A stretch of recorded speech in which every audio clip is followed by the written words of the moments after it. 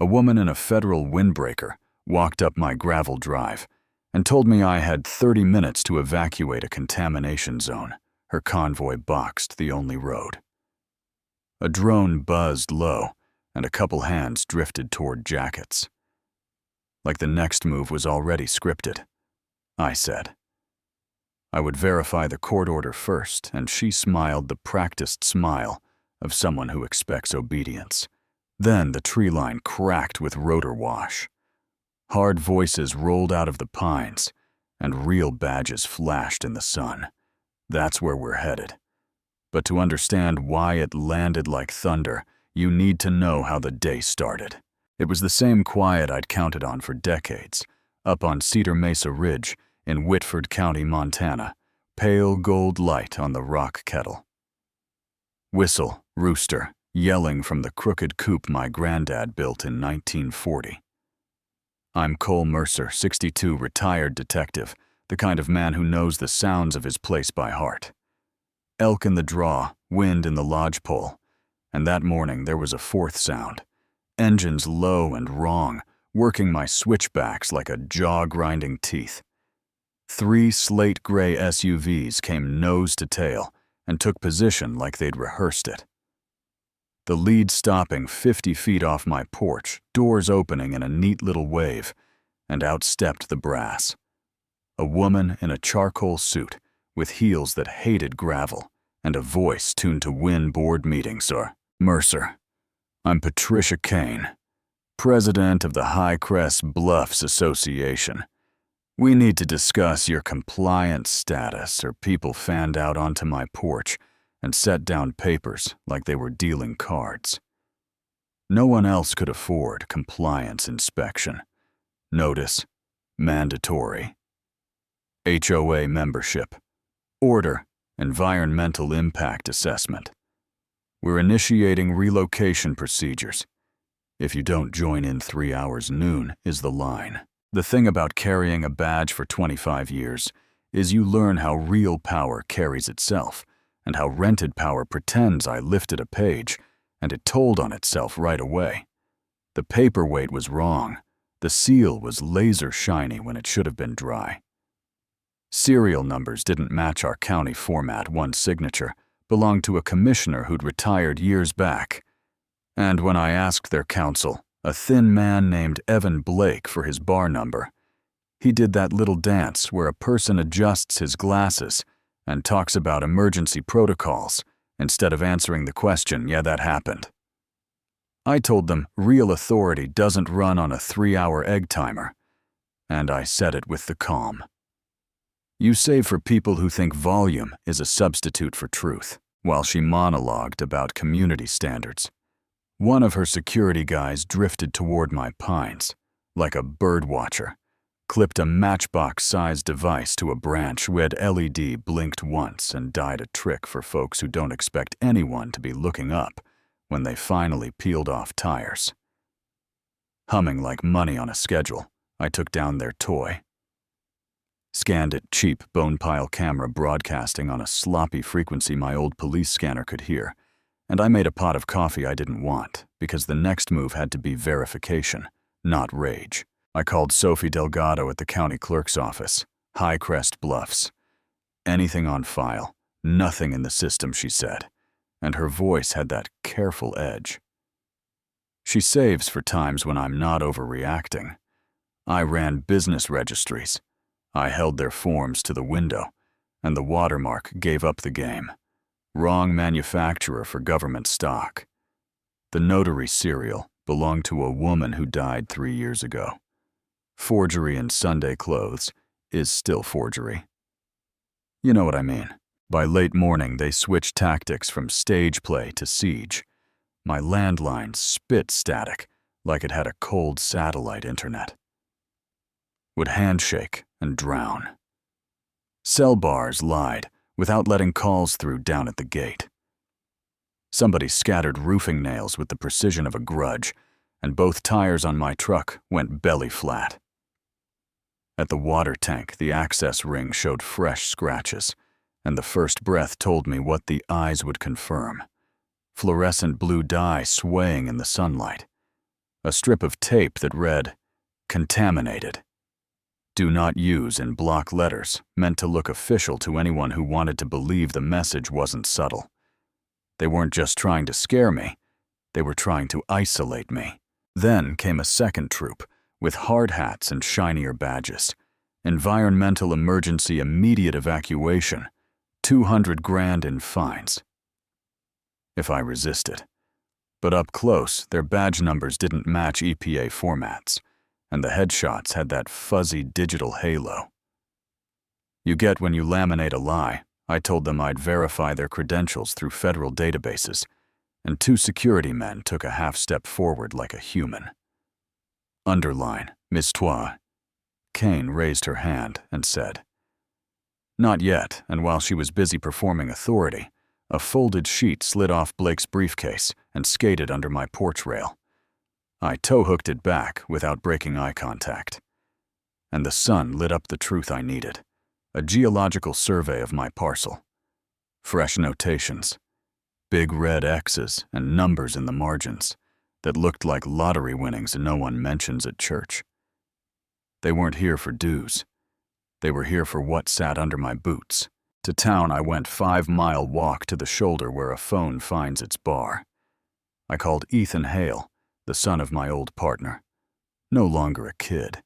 A defense attorney with a clean suit and a car that could still find mud. He read the weight in my voice, and by the time I hit his office, he had filings fanned out like a battle plan. Emergency injunctions and restraining orders on heavy stock, because sometimes paper has to feel like an anchor. We drove to the state mining division, and a lifer named Harold Finch lifted his glasses when he saw what we brought. Your signature wouldn't fool a first year, but it might slow a lazy one. That notary died in 2022, and somebody has been shopping approvals using stolen letterhead and forged signatures with fake emergency waivers. To skip hearings on the ride back, Ethan laid out the pattern in that careful lawyer cadence that doesn't spook horses. Crews target rural parcels with valuable subsurface anomalies. Start with papers, escalate to pressure. Isolate the owner by for pennies or break the person until their world shrinks to a signature. You're a complication because you used to make cases for a living. He wasn't wrong.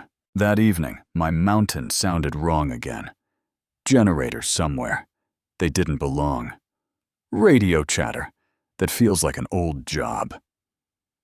Tapping your shoulder, a field office trailer had bloomed where my guest parking used to be. Cables snaked from a loud generator to equipment that said they were done pretending through the window.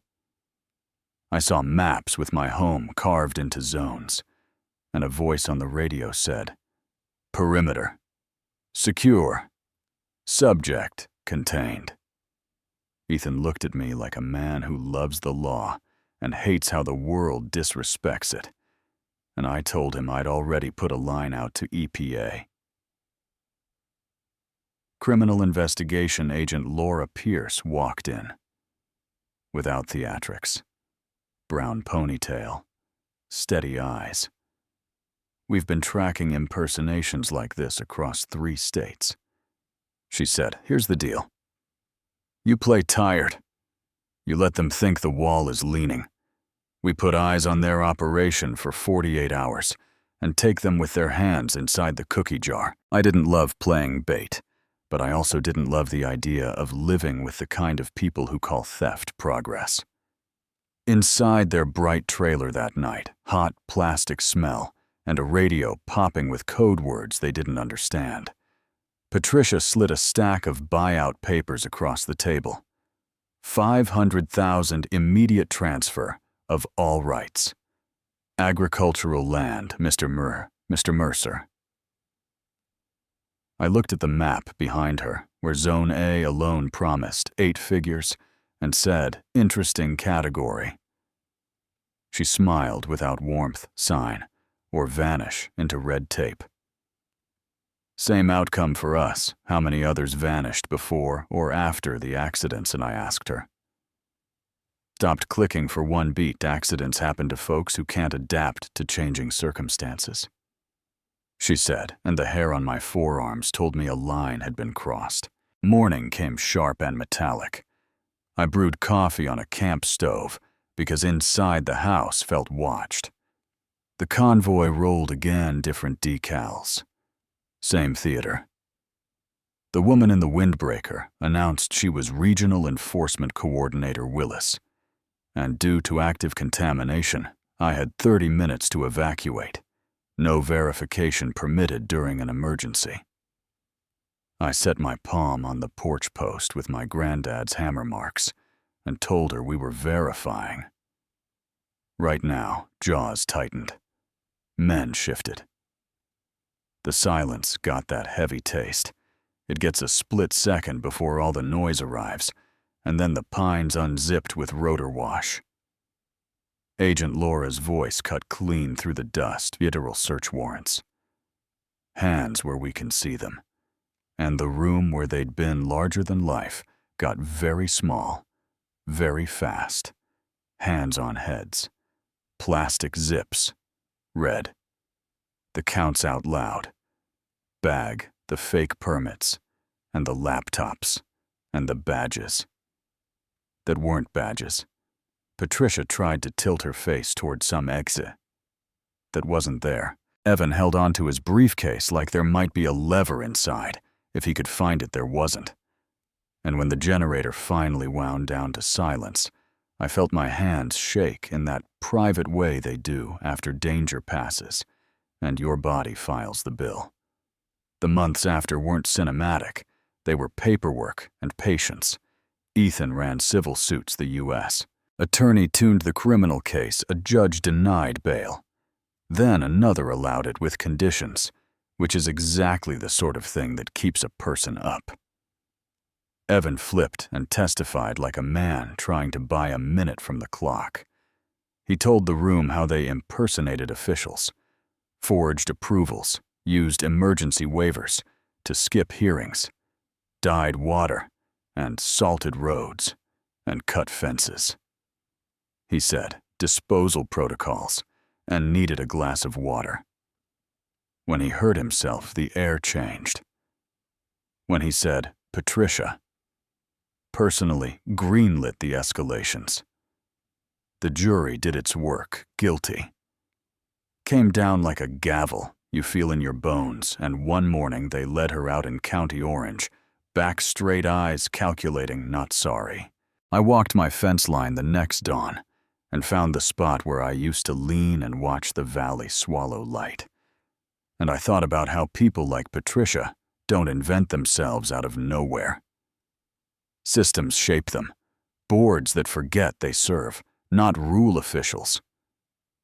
Who like the fundraiser more than the listening session. Neighbors who outsource neighborliness to a fine printed on laminate. My mountain is mine because I pay the taxes and stack the firewood and fix what breaks, but also because when the only thing left between me and losing it was the word no, I said no and stayed there. That's the satisfying part. You came for the cuffs, the warrants, the generator dying, but it leaves a question crackling around the edges that I'm not going to answer for you. You do HOAs protect communities, or do they protect the people in charge? When papers and uniforms get weaponized, do you sign to keep your peace or take the long road that costs sleep and money and years? Tell me in the comments what you think is right and what you've seen where you live. If a convoy showed up with a 3-hour timer and a stack of toner-scented authority, would you fight or fold, and why? And if you've lived your own version of this, I want to hear it. Yeah, I'll be down there reading one line at a time.